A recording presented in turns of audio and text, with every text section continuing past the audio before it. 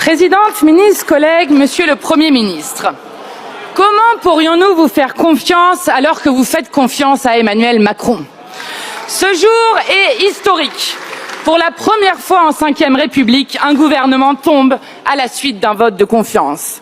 Mais qu'on ne s'y trompe pas, ce n'est pas seulement vous, mais votre politique et le monde qu'elle défend qui doivent être défaits.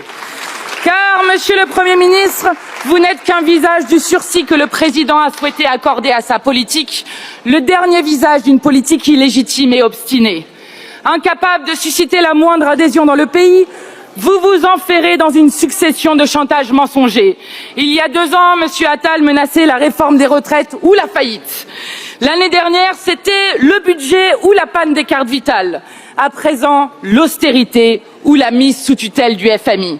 Monsieur le Premier ministre, vous ne laisserez derrière vous que le risque d'une crise financière à force d'en agiter le spectre sur toutes les télévisions du pays. Pour vous, le futur n'existe pas car vous sentez bien que vous appartenez au passé.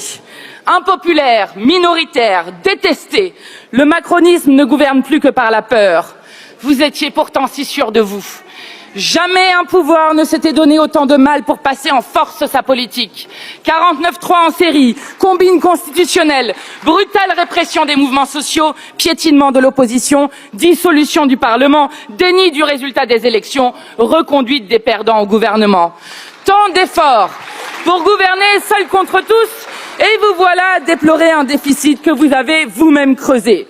Votre numéro de prophète de pacotille n'amuse plus personne. Notre groupe parlementaire se félicite de n'avoir jamais adhéré à un seul de vos budgets qui nous ont conduits dans le mur. Nous ne partageons pas votre diagnostic et encore moins vos remèdes. Les spéculations hasardeuses du Mozart de la finance nous ont coûté 1000 milliards de dettes supplémentaires. Alors que les besoins en santé, en éducation, en services publics, en investissement dans la bifurcation écologique ont explosé, vous avez privé la puissance publique de recettes précieuses. Vous avez appauvri l'État et affaibli les services publics.